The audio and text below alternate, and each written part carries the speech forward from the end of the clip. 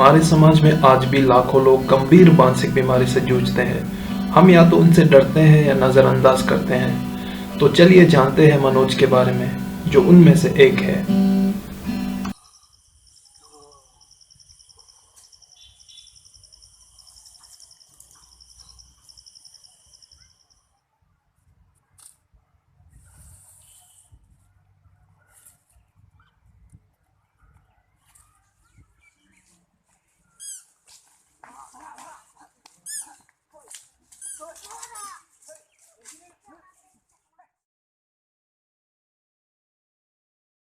काफी सालों बाद रवि उसी गांव में अपने मामा के घर जाता है।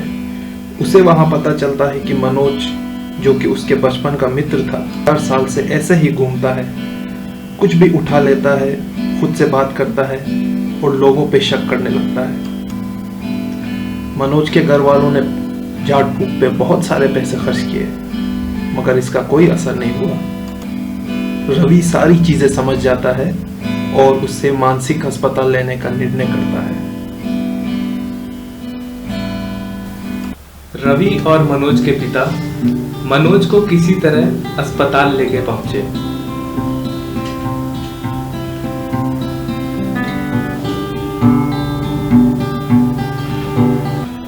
वहां उन्हें डॉक्टर ने बताया कि मनोज को एक गंभीर मानसिक बीमारी है, जिसे मनोविदग्धता अथवा स्किज़ोफ्रेनिया कहते हैं। इसमें शक, कई तरीके के जटिल भ्रम और कई प्रकार के संवेदनात्मक लक्षण होते हैं। इसका इलाज लंबा चल सकता है।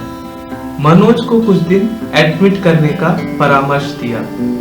मनोज के पिता तैयार हो गए और मनोज को एडमिट कर दिया गया। उस दौरान मनोज को मानसिक स्वास्थ्य से जुड़े लोगों की देखरेख में रखा गया। दवा के साथ साथ एक अच्छा वातावरण मिला, जिसमें व्यवहारिक दिनचर्या और व्यवसाय से जुड़ी चीजें सिखाई गई और मनोज में बदलाव लाने का पूर्ण प्रयास किया गया। 3 महीने बाद मनोज के पिता को बुलाया गया मनोज को घर ले जाने के लिए। मनोज में पहले से काफी बदलाव आ चुका था। उसके पिता ये देख के बहुत खुश हुए। मानसिक बीमारी कोई अभिशाप नहीं है। सही समय पे सही इलाज आवश्यक है।